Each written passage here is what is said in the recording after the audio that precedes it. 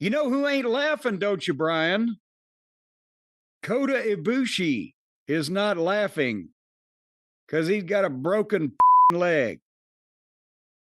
I not only watched the incident, but I watched the whole match leading up to it to try to get some kind of idea of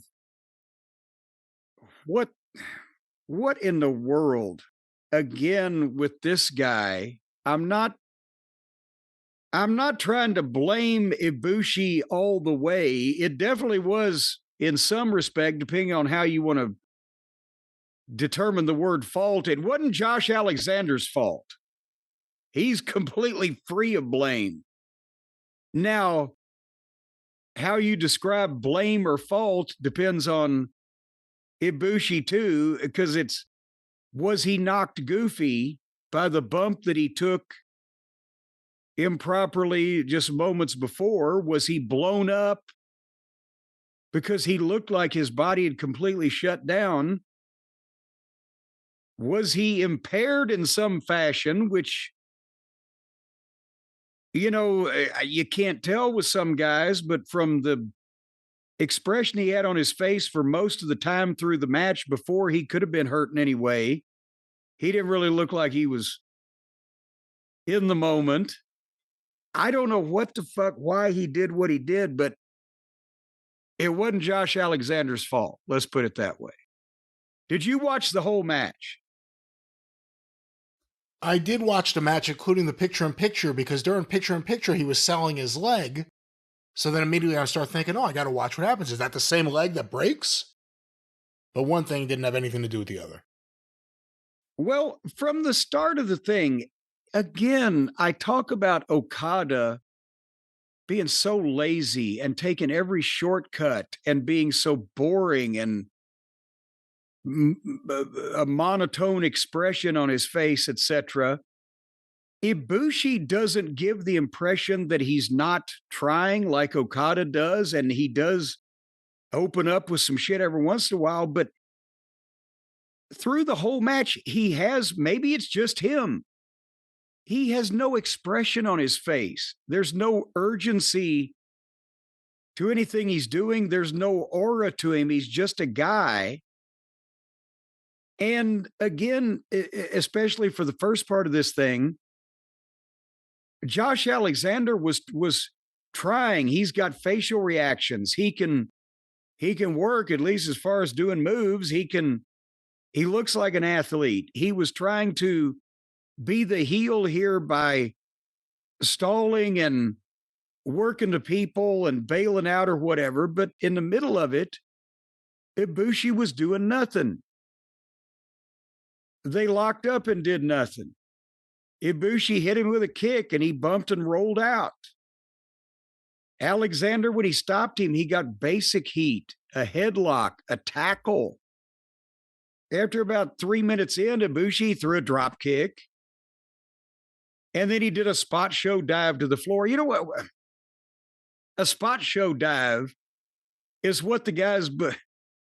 When dives started to become more common in 20 years ago or whatever, guys in the locker room, they would say, I'll hit you with a spot show dive. It's a thing where you grab the top rope and kind of vault over it and go sideways, and the guy catches you and your feet are under you and you go easily to the ground. That's the safest kind of dive over the top. That's called a spot show dive. That's what they would do. If we got to dive, we'll do it that way. And Ibushi did one of those and got up and shook hands with the fans while never really changing his facial expression. And then Alexander hit him with a DDT on the floor. Easy, took care of him. And they went to the break. Again, Alexander was, when he would throw a strike or manhandle the guy, it's like he was holding a Fabergé egg. I don't know, hit him too hard. Back from the break, it was basic heat. He had no bumps per se. Ibushi was selling like he was in a trance. There was no oomph. There's the same blank face. And then suddenly, he hit a power slam and a little back and forth and a German suplex, and then both of them later and sold again. sold again. Ibushi, he'll do just enough. Then he got up, he did some kicks, and they tried to do some kung fu movie shit. And Ibushi actually did the standing moonsault thing. But the first big bump for Ibushi was Alexander picked him up and gave him a spinny thing for a 2 count. And then I think there's another Ibushi did a kick and a suplex and the Meteora thing on the ground, 2 count. And then Alexander did some kind of deal where he picked him up and he slammed him on the apron, and that looked deadly. What a fucking bump. But then they continue on, and that's when Alexander comes off the ropes and gives Ibushi a big clothesline. And Ibushi tries to do the deal where he flips over, and he landed on his fucking head. And if you go back and look at this in slow motion, it's kind of like a head and shoulder thing. I mean, if you said this guy has a broken neck and he'll never feel anything from the waist down again from this bump, you'd believe it. You'd buy it. But then they continued on. And Ibushi had the same vacant stare that he'd had through the whole match, but I think it was worse. And he looked dazed, but he always looks dazed. He looks like he's not with what he's doing. Or was he blown up by this point? I don't know. But that's when Alexander picks him up and sits him on the top turnbuckle. Now, if he was knocked goofy, then and knocked out or dazed or in anything, then he needed to tell somebody, right? You don't just continue, okay, you're putting me up on the top turnbuckle. I have no idea where I am. I'm not conscious. I'm going to weakly help you here. Say something to somebody, one would think. But Alexander puts him up on the top buckle, puts Ibushi's legs outside the ropes, chops him. Ibushi kind of sells it, no better or worse than he normally does. He's still got the blank face. And Alexander turns his back and gets up on the buckles like he's got his back to Ibushi, who's sitting on the top rope. And Alexander is going to pick up Ibushi over his shoulders in a fireman's carry. Which, number one, all this shit where they do this shit on the corners, it looks so phony and stupid. And nobody's ever trying to get away when they could get away easily. And I don't know why they're doing it to begin with. But Alexander didn't just make this up on a spur of the moment and like, I'll do this. They had to have worked this out. So Ibushi had to know, or had at least been told what he was going to try to do here. So as he's trying to pick him up in the fireman's carry, he gets Ibushi's left arm over his shoulder, does Alexander. But Alexander can't get his own left arm under Ibushi's crotch because Ibushi is just sitting there on the turnbuckle. His feet are on the second buckle. He could just raise up 6 inches. I mean, it's not like that would look any phonier than anything else that's ever done in these situations. But it's like he wasn't cooperating or didn't even really know what Alexander was trying to do. He was just there and not either trying to get away or block it or help it, anything. And Alexander finally kind of jerked a little bit and got under him and shrugged him up on his shoulders. But since Ibushi didn't help him, and really, once that he was up on the shoulders, Ibushi, again, was just a sack of wheat. Just, he wasn't bracing on anything. Ibushi's weight was too far backwards for Alexander, who was sitting on the top turnbuckle also now. to be able to fucking hold. He just fell straight backwards. But because Alexander's feet were on the second rope and his ass was on the buckle, when he fell backwards, it put him upside down, and he was able to hang for a second and then control his fall better. But when he went over backwards with Ibushi, Ibushi was headed face first toward the floor in a splash position. And the rail was underneath his face. So he reached out and grabbed the rail to block his face, and his legs spun underneath him, and his right thigh took the centrifugal force of the spin underneath him, and it looked like the lower half of his leg just flipped the fuck around in a very bad fashion. So I think he broke his thigh. Is that what the femur is? Or do you know from... I'm not sure. Now, how long did you spend in medical school? Not too long. Hold on. Femur. It is the bone of the thigh or upper hind limb, articulating at the hip and the knee. That's what he was holding his thigh, but you can see that the lower part of his leg from the knee down on the replay, it didn't get caught under him. It flapped grotesquely when the rest of him fell on his right upper leg. And one other thing, to be honest, that adds to Ibushi dragging this whole thing down was that when Alexander was trying to get him up, when they showed the replay from the other angle, Ibushi's right heel was under the top turnbuckle. So as Alexander tried to pick him up, there was something that was actively pulling him downward right before the collapse came. So what were they even trying to do? He was going to give him probably some kind of attitude adjustment or Death Valley driver thing off the ropes or who knows what. Because he just like slipped on his own. It wasn't like Josh Alexander. Like it kind of felt like if you watch it, I watched it a few times.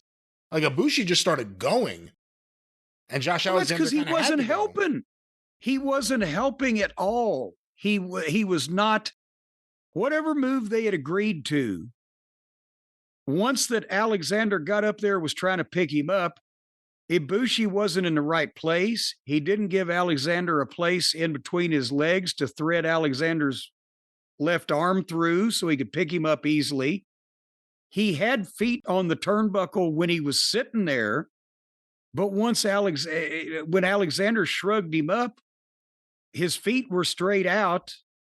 His hands were really not braced on anything.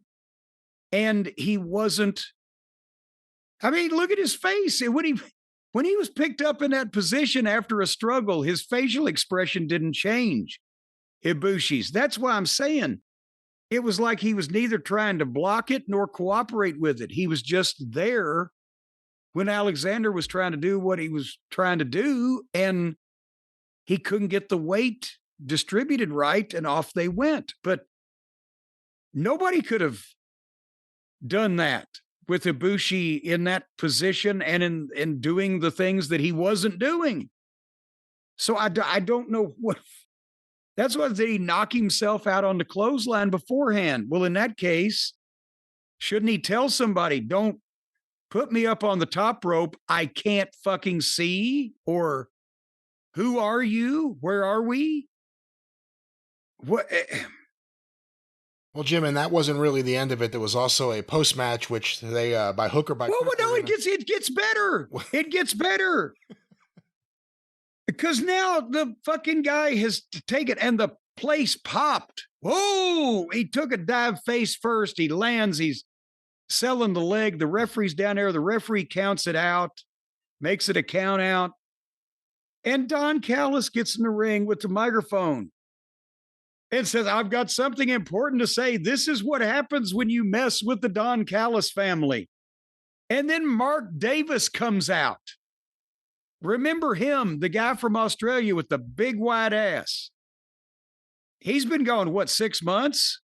When he came back, he was only back for 3 weeks, and he'd been gone for a year and a half. That's right. Then he came back for 3 weeks, and he's gone for 6 months. He started choking and punching the guy with the broken leg. This guy's laying on the floor. He just broken his fucking leg, and Davis's big fat ass is on him, choking him and punching him. So fuck. And then Kenny comes out with a trash can, apropos for this segment, and beats up everybody. And so again, I don't know that I've ever.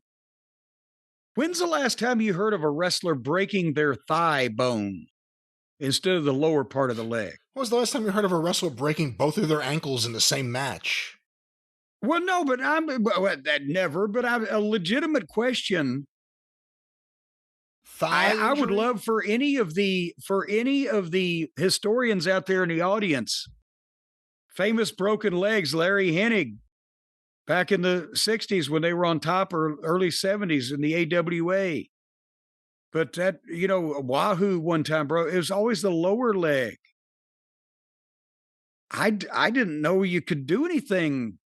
Well, they invent new shit to do to hurt themselves. But yeah, I don't know if this guy was not knocked goofy by the clothesline.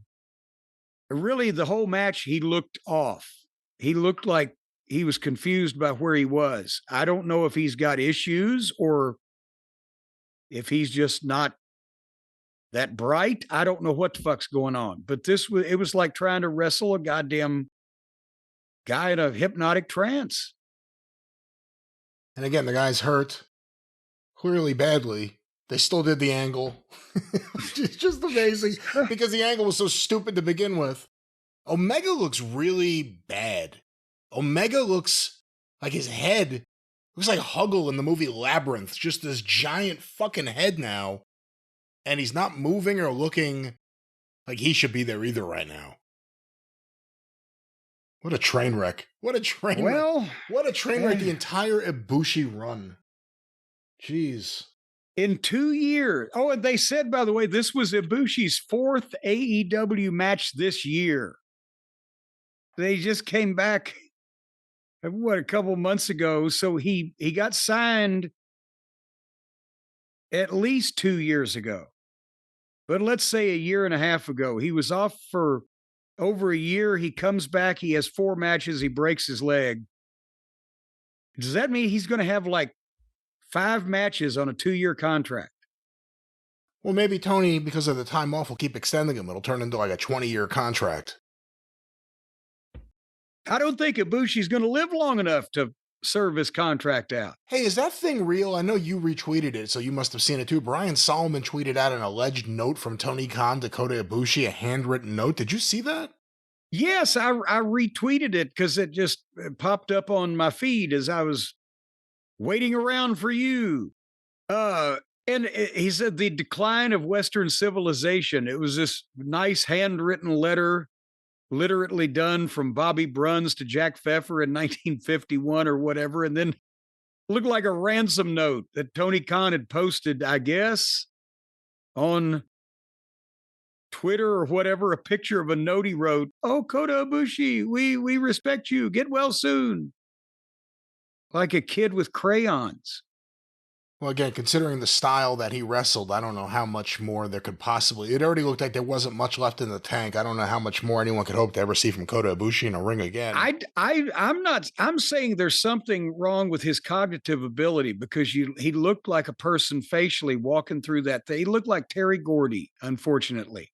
But I always think he looks like last years of Terry Gordy's life after he was in the coma. I've always thought that he walked around with that look on his face. It wasn't just because of a bump here in this match. It's kind of like, remember that episode of The Twilight Zone with the android boxers?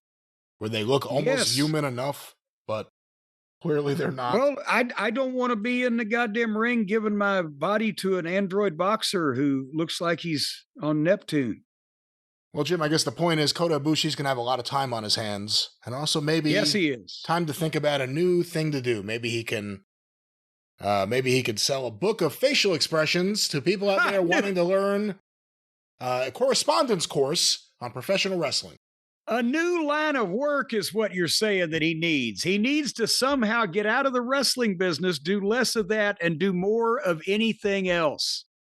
You know, folks, if you've got an idea, a dream, an aspiration, you're going to need some perspiration, but you're also going to need help in achieving your dreams and your business goals. And all of you want to retire out there to an island of the South Pacific with a number of strippers of the various sex that you would prefer, whether you're a man, a woman, or whatever the case may be. You want that for yourself, but first, the problem is you got to make the money. That's where you need help, and that's where Shopify comes in. Because, Brian, I'll have you know that there was a time where I decided to start on my second $1 million. I gave up on the first $1 million. It was too difficult. But I had to do it myself.